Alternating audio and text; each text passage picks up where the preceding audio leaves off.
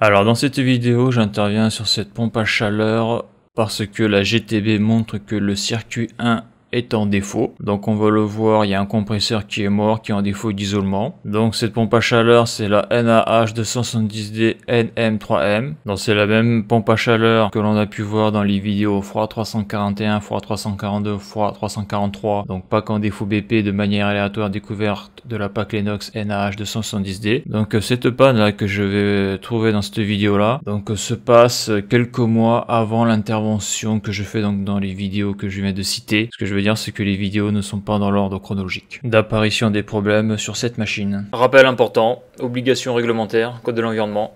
Pour intervenir sur un circuit frigorifique, il faut que l'entreprise soit titulaire de l'attestation de capacité et que l'intervenant soit titulaire de l'attestation à la manipulation des fluides frigorigènes. Le port des équipements de protection individuelle est nécessaire pour intervenir sur le circuit électrique et frigorifique.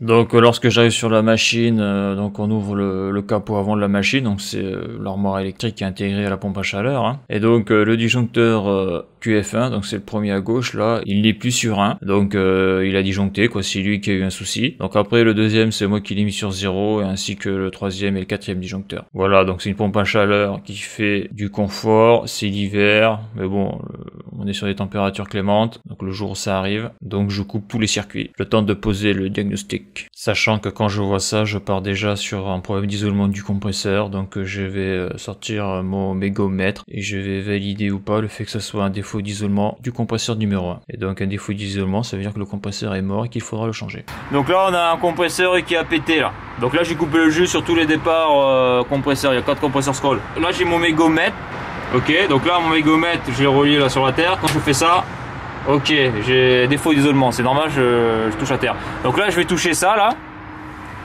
Et vas-y regarde, filme le mégomètre, tu vois. Et là j'enlève ma pointe de touche. Là je vais faire la même chose pareil. Donc là on voit qu'il y a un défaut d'isolement. Parce que quand il n'y a pas un défaut d'isolement, on le voit sur ce compresseur là par exemple.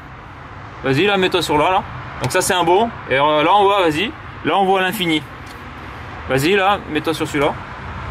Donc là je le fais, on voit l'infini. Donc là maintenant, pour être sûr que c'est pas le câble qui est baisé, on va décabler ici là, on va décabler ça là, et si on a toujours défaut d'isolement, ben c'est que le compresseur est mort. Parce que sur les vieilles machines des fois, le câble peut être abîmé. Bon là c'est du gros, mais sur les moteurs de ventilateurs de condenseurs, ça m'est déjà arrivé.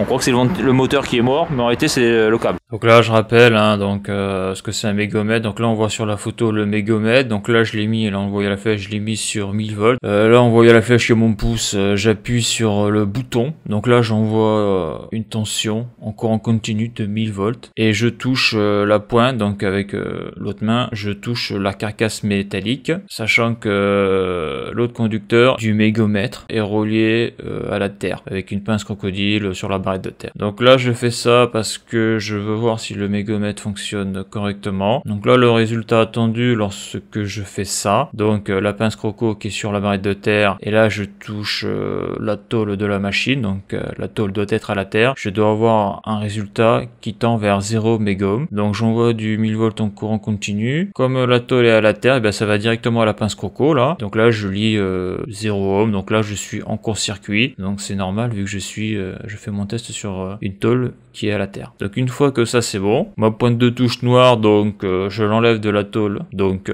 obligatoirement la pointe de touche noire n'est plus à la terre. Par contre avec mon pouce gauche toujours, j'appuie toujours sur le bouton d'impulsion, et là le résultat attendu c'est que l'aiguille doit être à l'extrémité là, donc là où il y a la flèche, et là ça indique plus de 100 mégohm, donc ça veut dire que ça indique l'infini, donc une résistance infinie, donc c'est normal parce que là après il y a de l'air, donc je dois avoir une résistance infinie, plus de 100 mégohm. Donc là je constate que le mégomètre a l'air de fonctionner correctement. Et donc là après je vais continuer mes tests, mais sur le compresseur en lui-même. Donc à noter deux choses très importantes sur le mégomètre, parce que lorsque l'on est débutant on peut se faire avoir, et moi-même je me suis fait avoir il y a longtemps. Donc la première chose c'est lorsqu'on utilise un mégomètre, il y a toujours un bouton sur lequel il faut appuyer pour envoyer la tension de 1000 volts ou de 500 volts. C'est-à-dire que je sélectionne le calibre, donc bien sûr ma pointe de touche et ma pince crocodile donc sont là où elles doivent être, et après j'appuie sur le bouton qui va envoyer la tension soit de 500 volts ou de 1000 volts suivant le calibre que j'ai utilisé. Et quand je relâche le bouton, et bien la tension n'est plus envoyée. Ça ne fonctionne pas comme un testeur classique où on sélectionne le calibre, on se met sur ROM et puis voilà quoi, on fait sa mesure de résistance. Donc là ça marche pas comme ça, il faut appuyer sur un bouton pour envoyer le 500 volts ou le 1000 volts, parce que bien sûr si on met les doigts dessus on peut se prendre une petite châtaigne. D'ailleurs on le voit sur cette photo là au niveau du calibrage, donc on a méga ohm 500 volts, méga ohm 1000 volts. Après bien sûr on peut faire des mesures de résistance qu'on voit en dessous qu'on a le calibre 1000 ohms, mais bon c'est pas la fonction principale de mégomètre, parce qu'après on a les testeurs classiques où l'on peut faire des mesures ohmiques, mais la grosse différence avec le mégomètre avec un testeur classique c'est que l'ohmètre de base que tout le monde a, lorsqu'il fait sa mesure de résistance il va utiliser la tension de la pile qui est de 9 volts, donc une tension extrêmement faible, alors que là avec l'autre on peut monter à 1000 volts, donc c'est une tension beaucoup plus élevée, donc s'il y a un problème sur le câble ou s'il y a un problème d'isolement, et bien ça se verra mieux avec 1000 volts que 9 volts. Donc après quand le défaut d'isolement est franc en court-circuit, bah même avec un testeur classique avec une pile de 9 volts on va voir le court-circuit. Mais il faut savoir que le mégomètre est un appareil qui est très utilisé dans le froid, que ce soit pour contrôler les ventilateurs, par exemple des chambres froides, les ventilateurs dans les linéaires positifs, négatifs, parce que comme il y a énormément de moteurs, de petits moteurs en froid commercial, et bien ces petits moteurs là lorsqu'ils se mettent en défaut d'isolement, et bien ils peuvent faire sauter un linéaire entier. Donc pour trouver le moteur qui pose problème, et bien on utilise le mégomètre. Le mégomètre est un outil qui est très utilisé aussi pour contrôler les résistances des givrages par exemple. Voilà, donc un mégomètre et un ohmètre de base c'est pas la même chose. Après c'est vrai que le mégomètre ça coûte un certain prix, mais c'est indispensable dans le métier. Donc là voilà, bon, après il faut savoir que là lorsqu'on dit qu'un compresseur est mort, il faut être sûr à 100% là quand même, parce que là c'est le compresseur que l'on voit sur la photo, le prix public est de 7000 €. Donc bon, faut pas se tromper. Et je vais rajouter sur le mégomètre, c'est que lorsqu'on mesure des résistances, parce que souvent les résistances c'est un souci là, je parle de résistance de chauffe que l'on peut trouver par exemple dans les bacs négatifs, les résistances de dégirage, quand elles sont câblées en étoile, tout ça, il y en a peut-être une qui est en défaut isolement et ça fait péter les autres, mais souvent lorsqu'elles sont froides, le défaut isolement n'est pas présent, et lorsqu'elles chauffent, et bien la résistance ohmique diminue, et puis ça peut atteindre un niveau où ça crée un courant de fuite et ça fait sauter les différentiels. Donc ça, faut toujours l'avoir en tête, les résistances c'est un petit peu plus compliqué à gérer que les moteurs. Et dernière chose que je vais rajouter, donc ça c'est hyper important, c'est que là on a affaire à un mégomètre à aiguille, donc c'est des vieux matériels, parce que bon, souvent maintenant ils sont digitales. Donc là on peut voir que là où il y a la flèche, il y a marqué batterie test, donc c'est quelque chose d'extrêmement important à contrôler. Donc là on le voit là sur les gradations, on voit que si l'aiguille est dans la zone verte, et bien bon c'est bon, si c'est rouge c'est pas bon, parce que si la pile est trop faible, les valeurs que va donner le mégomètre lorsqu'on va utiliser donc en réel seront fausses. Donc c'est pour ça qu'il faut toujours contrôler avant d'utiliser l'état de la pile. Donc là, il appuie sur le bouton, donc là on envoie le 1000 volts. Donc là je fais comme ça, hop, et là on voit que il est complètement, le compresseur est complètement à la masse là. Donc voilà. Ah putain, j'ai fait une étincelle quoi. C'est là où tu vois qu'il faut pas foutre les doigts là-dessus là. Donc là c'est bon, il est mort celui-là. Alors j'aurais pu, mais je ne l'ai pas fait, j'aurais pu relever la valeur ohmique des enroulements du moteur. Mais là, comme le défaut était vraiment franc au niveau du mégomètre, je ne l'ai pas fait. Donc ce que je veux dire, c'est que lorsqu'un disjoncteur saute sur un compresseur, c'est pas forcément un défaut d'isolement, ça peut être un enroulement qui HS ou des spires qui sont en court-circuit. Et donc au mégomètre, on verra rien. On verra qu'il n'y aura pas de défaut d'isolement, c'est-à-dire pas de courant de fuite vers la terre. Par contre, lorsqu'on va prendre l'ohmètre, vu que c'est un moteur triphasé, au niveau des 3 enroulements, on doit avoir 3 fois la même valeur ohmique, et on va voir que sur certains enroulements il y aura des valeurs différentes, et ça en fonctionnement ça peut déclencher la fonction magnétothermique du disjoncteur. Donc là j'ai décablé là-bas, ici donc c'est décablé, on va le laisser décabler. J'ai pris les photos, donc ça c'est un gros compresseur en plus. Je touche la résistance de chauffe, elle est encore un peu chaude. Donc ça c'est important pour une photo de la plaque du compresseur. Donc là c'est le ZP295 KCE-TWD-524. Donc important pour faire la demande de prix, pour pouvoir faire son remplacement. Donc là en principe on va le faire redémarrer, mais sur celui-là là. Sur le circuit numéro 2. Et après, quand tu peux pas redémarrer un circuit, tu peux couper le circuit numéro 1 et faire marcher que le circuit numéro 2. On peut le faire, moi je veux. Allez, ouais, non, mais là c'est la méthode la plus rapide. Voilà. Et là on va marquer HS. HS. Voilà, comme ça je vais pas me faire baiser comme la dernière fois. Donc ça c'est quelque chose de très important à faire, c'est de repérer le compresseur qui est HS, parce que entre le moment où le compresseur est diagnostiqué HS et entre le moment où l'opération va être effectuée, c'est-à-dire remplacer le compresseur, il peut se passer plusieurs semaines voire plusieurs mois, et c'est pas forcément la personne qui a fait le diagnostic qui va le faire, et puis même avec le temps on oublie lequel des compresseurs était à remplacer. Donc là bon, c'est vrai que là je décable tout, donc il n'y a pas de souci, mais des fois ça peut être un souci, c'est-à-dire que s'il est pas repéré, ben, on est obligé de passer du temps pour bien l'identifier, parce que là ça serait une catastrophe de remplacer le mauvais compresseur. Donc là celui-là il vient de se coller, il est débranché, donc là parce que là comme la pompe à chaleur était éteinte depuis longtemps, la régule demande la puissance maximale de la machine.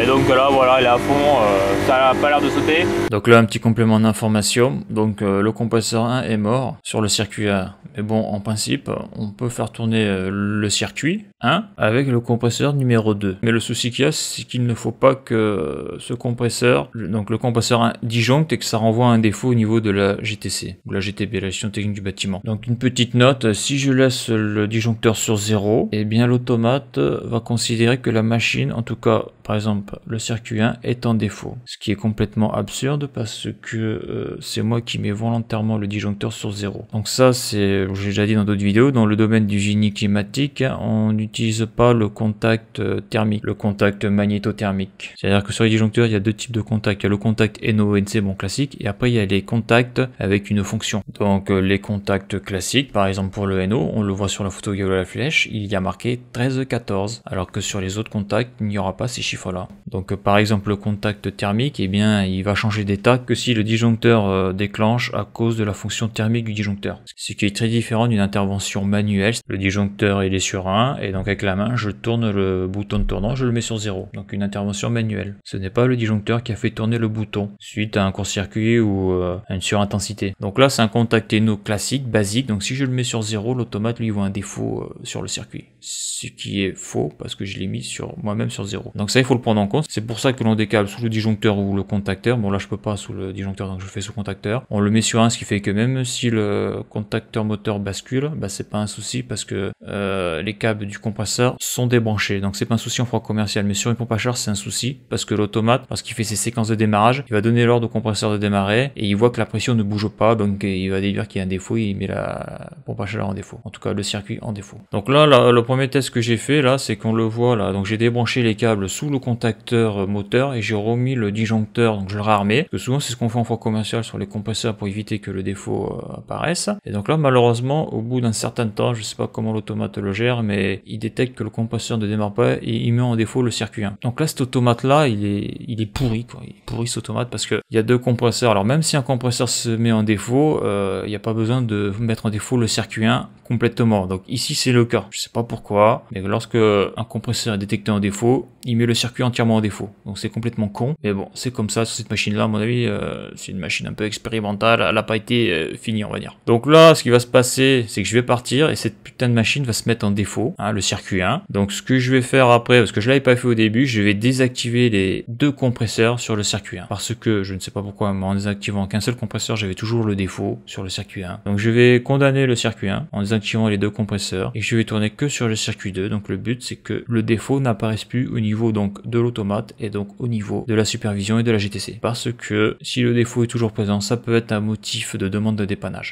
On voit que les variateurs de vitesse, donc ça va être pour les quoi, ça doit être c'est pour les ventilos. Donc là voilà. Hein. Donc là on est en mode chaud, donc la batterie extérieure c'est l'évaporateur. Là on a un petit, je crois que c'est un compteur d'énergie ça. Donc on voit, hein, il tire avec 3 compresseurs, 125 ampères par phase. Donc ça consomme. Hein. Donc à noter, lorsqu'un compresseur fait un défaut d'isolement et donc il est mort, après il faut se poser la question pourquoi ce compresseur a fait ce défaut d'isolement. Donc souvent, eh bien c'est dû à un problème d'acidité. Le circuit est acide, l'huile est acide. Et donc l'acidité attaque l'isolement qu'il y a sur les enroulements et ça met les spires en court-circuit et voilà. Donc après le compresseur est HS, sachant que là c'est un compresseur hermétique, donc on ne peut pas refaire les enroulements du moteur. Donc le compresseur est mort. Donc pour savoir si le circuit est acide, eh bien, il faut faire un prélèvement d'huile. Donc sur ce type de compresseur, c'est pas évident parce que si le niveau d'huile est trop bas, eh bien on n'a pas accès à l'huile, parce que sur ce type de machine là, il n'y a pas de séparateur d'huile, il n'y a pas de bouteille d'huile, parce qu'en bas des compresseurs scroll de ce type là, il y a une prise de pression, donc un shredder pour faire entrer l'huile dans le compresseur. Mais bon, ça j'en parlerai dans la prochaine vidéo.